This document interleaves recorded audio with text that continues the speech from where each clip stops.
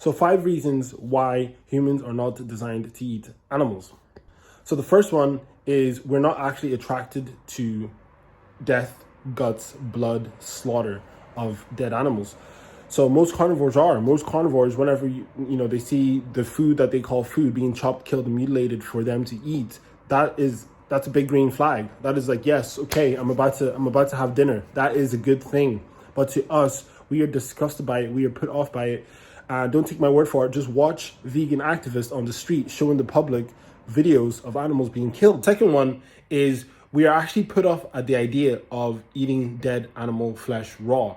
A lot of people, whenever they're going to the butchers, if all they had to do, like if you said to them, you can only just eat everything you get in the butcher's pot raw, just like that, a lot of people would not be excited about that. They would actually be put off by that. Just the idea of just consuming raw flesh, just as it is off-putting to them.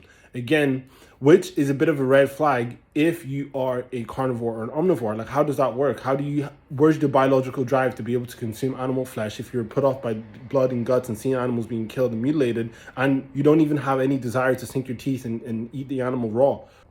The third one is cooking methods. Without the ability to cook foods, without using, boiling or baking or frying, without doing any of these methods, again, an even bigger population of people would never consume animal products, because what they're attracted to is the cooking process, is the altering of the food, it's the creating new flavors and aromas.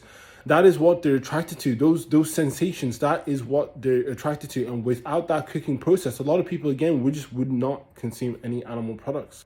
The next one is, even if it is cooked, a lot of people still even wouldn't eat animal products if they don't salt it, they don't spice it, they don't season it, they don't add oil to it. So they're not even attracted to the taste of animals. They're just attracted to all the salts, herbs, the spices, the sweeteners, the maple syrups and stuff like that, that they add to the animal product. So how can you be an abhor of something that first of all, you're just going through all this list, and you still don't even enjoy it until you add all these different spices and tastes and stuff like that to it? And the last one is that eating excess amounts of animal products are associated with our number one killer, which is heart disease, saturated fats, and cholesterol, lacking in fiber.